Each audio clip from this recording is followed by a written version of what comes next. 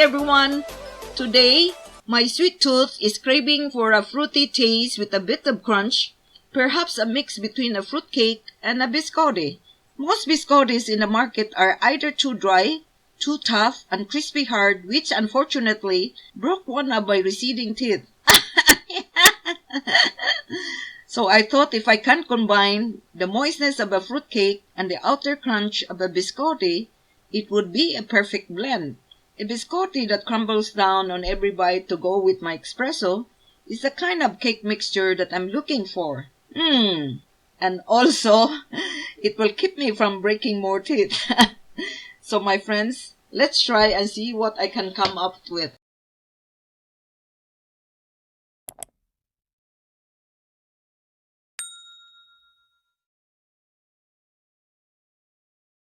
For this recipe, we will have the dry and wet ingredients. As mentioned earlier, today I will be sharing with you my version of a crumbly, moist texture of a fruitcake with the outer crunch of a biscotti, which is the perfect blend that I was looking for.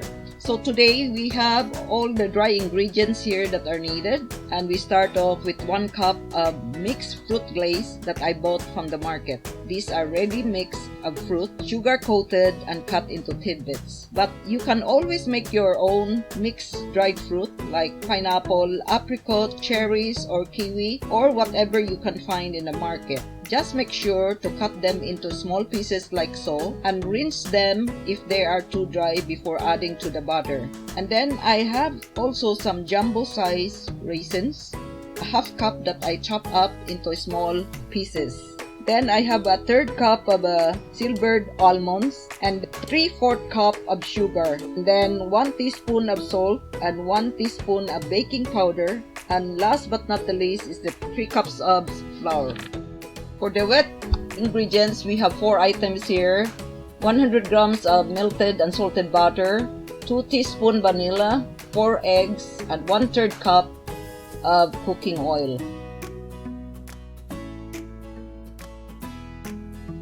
Okay, first we start with the wet ingredients.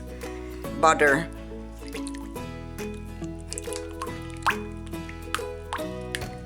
And then 4 eggs.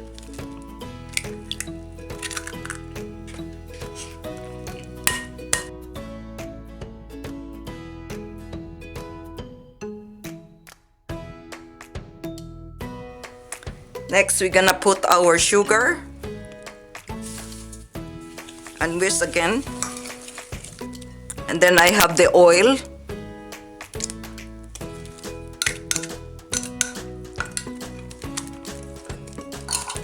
Baking powder.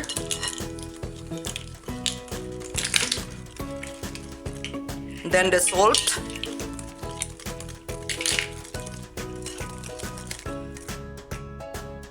Vanilla,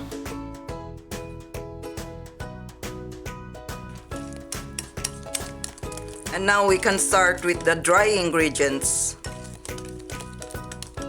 We have here the mixed fruit glaze,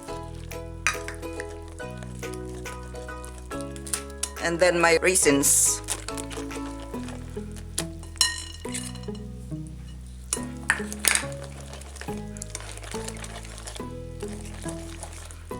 Almond nuts. Last but not the least is the 3 cups of flour.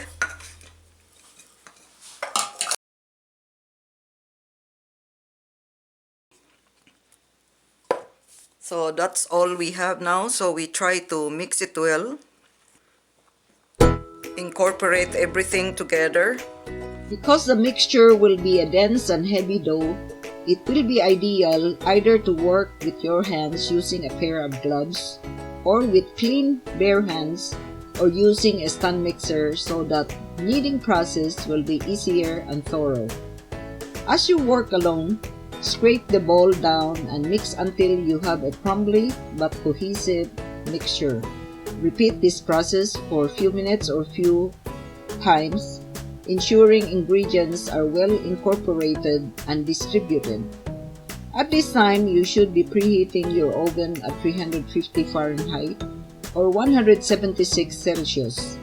and prep by lining your cookie pan 10 inches wide by 14 inches long like mine, or 2 smaller pans of your choice. Mix up your biscotti dough and shape them into 2 loaves. Arrange them with 2 inches space in between because the dough will tend to expand while baking. Each biscotti log should roughly measure 1 inch high by 3 inches wide. The cookie pan or pans should be positioned on the second rack of the oven, and we will be baking them for 25 minutes. So friends, I'll be right back after this. Wow, so beautiful! After 25 minutes of baking, my biscotti loaves came out like this. Oh yeah! The sizes of both loaves doubled up, and the browning and crunch of the outer part were perfect. The next step is to transfer them to a chopping board to cut them in 1-inch pieces. But before that, it's important to cool them down for 15 minutes to avoid them from crumbling or breaking while hot. So my friends, be patient because this was one of my biggest mistakes. You will need a serrated or bread knife to cut the biscotti pieces as shown in my video. I'm cutting every inch across the biscotti loaf until the end, and arrange each piece with cut side up on the cookie pan. These cut pieces will be baked for another 10 minutes for the crunch that I like for my biscotti. But if you prefer to have the super crunch and stiffness like the biscottis in the market, bake them for 15 minutes instead of 10.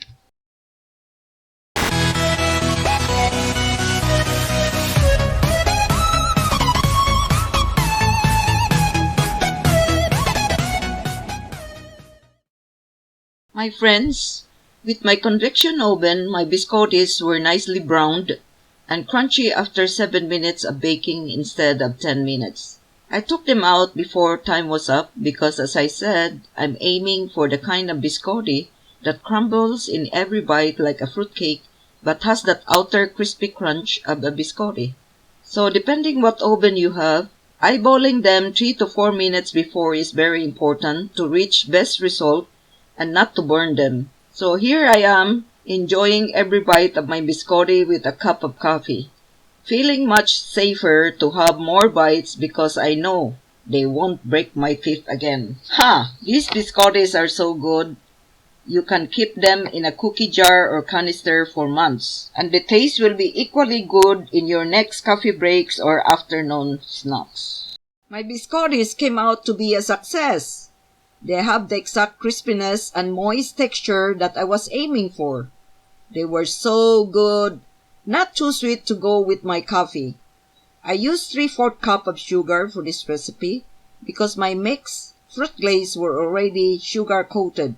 But if you prefer to have them sweeter, go ahead, add more sugar according to your taste. As shown here, I'm packing my biscottis in a cookie canister, keeping them fresh for the next few days. But I'm pretty sure they'll be gone before tomorrow. So friends, my tutorial ends today. Hope you enjoyed it. If you like it, don't forget to hit the bell so you won't miss my upcoming videos. Thank you for watching. Goodbye now.